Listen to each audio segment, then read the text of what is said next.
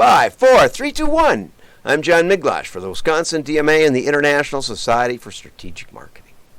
As I told you last week, we're starting to put the marked up articles up on WDMA. You can subscribe for free.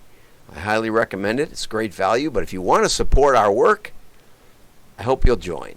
And you can come on the show. First, I want to talk about moving Presschecks to the home.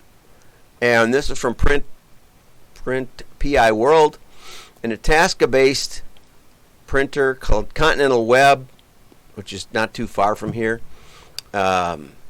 figured out how to do Presschecks offline, or online actually. And I started doing Presschecks in 1982. So I've been on a lot of Presschecks. I've been on a lot of them. You know, one of our biggest months was January, so we were usually in the mail on like December 27th or December 23rd. We'd be on the Presscheck. Yeah, that'd be about right. So I had a lot of fun enjoying press Christmas parties. Not my own company, but theirs. They were all having a fun time yucking it up, and I was waiting for my job to get run. I've also done a lot of them at 2 and 3 in the morning. I had a suspicion that they would run the job when my eyes were least effective. I also always thought it was funny that they had these beautifully lit booths that you could put your catalog down in with measured light. And, you know, they would explain how this is the same light that the designers would use and that the pressmen would use, and they had all the consistent Kelvin. But the problem is then somebody opens it on their coffee table in daylight or in the night, or you don't know what kind of light they're looking at it in. So the whole idea of Presschecks was curious to me. Now, if you're printing the whole thing crooked, or I know of a catalog where the data people took out the street address and the printer didn't look at it carefully, and they mailed millions of pieces that were deliverable to the post office with a zip code, but not to the individual home. That was bad. Why didn't anybody look at the address on the catalog? Nobody did. So anyway, I was at a DMA show, and JCPenney talked about how they didn't do press OKs. This was back in the late 80s, I would say. So kind of the heyday of the Penny's catalog. And they said, they just got sick of sending people to press OKs. They had a booklet, a little digest-sized booklet, and they didn't even send them to photography shoots. They had a booklet for the photographer, and it would say, professional woman, and here's what we want her to look like, kinda, hair, accessories, etc. And that was it. And they would have style sheets for all these different things. It was pretty amazing. And I was really impressed, so I quit sending my art department on all of these OKs. And granted, I was in business to business, so it wasn't life and death for me. But the main point here is that, yeah, you can get a good scanner, and you can get a good scanner, and you can get a good idea of what's going on, and you can save a lot of time if you don't get too crazy about it. And you can actually get better print quotes by saying to your printer, we're looking for pleasing color, not exact match. Now, if you're selling women's apparel, you want to get it to match as well as you can. The other thing is that on press OKs, you used to be able to actually manipulate the colors. Let's bring up the red in this stripe here. But then you'd get the item looking good, and then the model would look all red-faced or something. It never quite worked anyway, but it was sort of a theoretical possibility. Which is, not the best, not optimal. So anyway, I commend Continental Press for playing with this and helping us not have to be there for the Christmas party. But all in all, I would say save your money, do it online. Makes perfect sense, and you can work that out with almost any printer, that they can give you a scan at some level that you can check that things are right. More likely, it's something else messed up, not the color. Okay, promoting your business offline. I thought this was kind of interesting, not so much because it was a great article, but because it was in MSN.com. I've been making the point in the last few weeks that direct mail is coming back as a recommended strategy to business.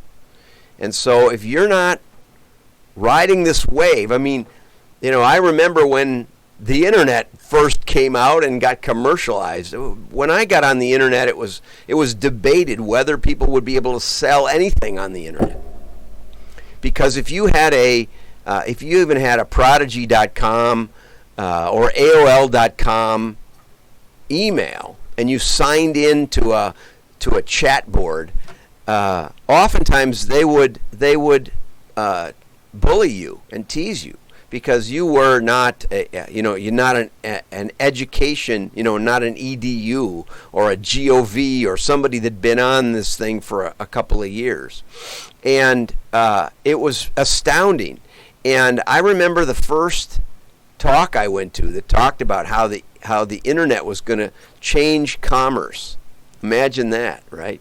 Well, now these same publications are talking about direct mail. So I want to highlight that and mention it to you. And I'm finding them as many as I can. Okay, so 5 ways to help your business survive. Give out business cards. That is funny because I got a whole bunch printed for the Namoa show last March, which got canceled. It was like the first thing, one of the very first shows to get canceled. I'm not saying they shouldn't have canceled it. I would have gone. I really would. But I got a lot of business cards. Anyway, I should throw them as I drive my motorcycle. No, you want to be a little more, One of the things about business cards, though, is I've given out thousands of business cards in my career, and almost never do I get a response. So I think direct mail may be better. Network with your community. I had a fun time the other day, a week or two ago. I got invited to join a Zoom networking thing it was like business people in Brooklyn. And there was about 40 of us came on, and the host put us in breakout rooms by like 2 or 3 or 4 people in a room. And it was really fun. And we all got to know each other a little bit. I also did one with Chicago Direct. I always CADM. I always forget CDMA, CAD. Anyway, that was fun, and that was all in the same room, and got to know some people a little bit. I'm going to be participating in one the 9th of December, and I'm thinking we'll announce one a little later, a little toward Christmas when you don't want to be working anyway, something that starts about 4 o'clock my time and goes for about an hour. And we'll do it with the DMA, WDMA. So it'll be a lot of fun, and we'll get to know each other. And it'll be specifically about marketing with some print and direct mail emphasis, but specifically about marketing, which was the one thing I suggested, that they have some kind of theme rather than just your elevator pitch, because I think that'll get kind of dull after a couple of sessions. Anyway, so network with your community. And create handouts, brochures, and flyers. And here's the part that's great. In whoops. Oh, I got a box thing. You can also send your print materials via direct mail. Okay, to your current and potential customers. Direct mail is an inexpensive way to target markets and bring people into your business. A 2017 study showed that consumers open somewhere between 80 and 90% of direct mail. Oh, that's pretty good. Consider using direct mail to send things like coupons, business announcements, such as events or new products. And if you're a B2B marketer, I highly suggest that you get some imprinted merchandise. Just doesn't have to be much, pens or a hat or something fun that people will actually like. And mug. We used to have the mug club. This is from KDMA. KCDMA, Kansas City. They gave me a mug one time when I spoke. So excellent that it's mentioned by MSN.com. There we go. Okay, and finally, increase word of mouth. That's a toughie, right? Do good things for your customers and ask them to share it. Okay, now we got another idea. QR codes. What the heck is a QR code? Well, it's something that was invented years ago, and it takes you to the internet. It takes offline marketing to online marketing. And you may not have heard of them because they were a flash in the pan, one of those shiny objects marketing people like, and then they were gone. Now, the reason that they were gone was because they were designed to work with your phone camera, and they didn't work with your phone camera. You had to download a special app, which it says right here. And but then, suddenly, a few years ago, Apple and Android introduced native QR. And so now they're all over the place. And even back before that, we saw 14% increases in response on postcard marketing just by having one. So if you're skeptical, I'm not telling you just dive in and wreck your images. Now there are apps that can embed a QR code in a photograph, but the problem with that is people don't recognize it.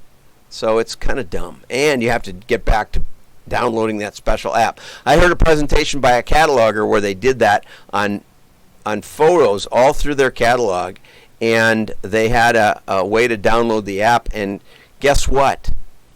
They couldn't find one person downloading the app. Not one person. How about that? So it was a lot of work for nothing. So stick with the foundation, stick with the fundamentals, okay? Now, here's why. Here's the big why do you want QR codes? Generate marketing analytics. We used to use key codes, or we used to use juicy markers down the side of the print run. But we used to always track and split test. And that was the foundation, really, of direct marketing, and it became the foundation for a lot of what goes on in the analytics of the web. Unfortunately, too few web marketers have a good way of tracking the result. QR codes can give you some of that tracking. They can give you a direct link between your ad and the virtual world. So this is like the huge, important reason for QR codes. I remember learning how to do that. There you go. Okay. You can also directly have your app downloaded. And here's a good one. Solicit, and I wouldn't say Yelp ratings necessarily, but customer reviews of anything.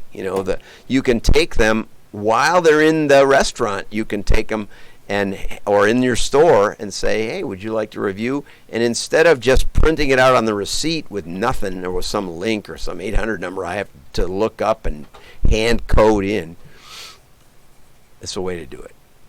Excellent article.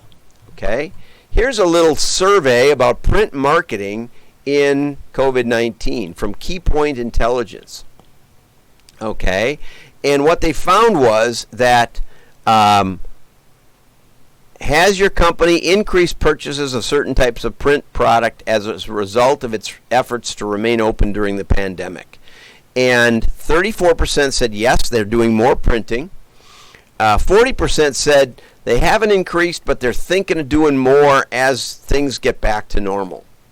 Okay, I wouldn't wait too long. You can always wait, but it's dangerous. We've had some really good feedback from our direct mail clients that they've had banner years, one of the best years ever. I should note this is from 700 or so total respondents. I'm assuming they called businesses that use some print. Here were the main events or initiatives that promoted or prompted the print purchases. Company response to COVID-19. Not sure what that means exactly. That could be a big umbrella for anything. New in-store, on-site protocols. You might want to put up banners or stickers or something. Local and state, federal rules and materials. Those are like seem to be compliance. But here we've got sales promotion, pickup and delivery, direct marketing initiatives. There you go. I'm going to lump that in with direct mail because it's print. Traffic markers, customer events, and grand reopening. I thought grand reopening was especially a good one because, heck, some cities have reopened and it closed and reopened and it closed. You can keep having reopenings. Anyway, so marketers, the projections are that we will get through this sooner or later.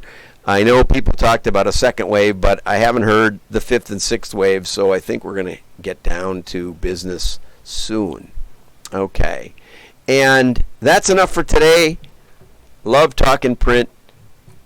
Have a great day. Like and share. And keep in mind that we should be doing a meetup. We've got some things coming up in the calendar for December. And so we're also trying out some new email systems. And so we may actually reach out to you for the very first time if you've attended or subscribed. So go over to WDMA and subscribe, and you'll get updates on all these articles and podcasts and a lot of other stuff. Have a great day. Bye-bye.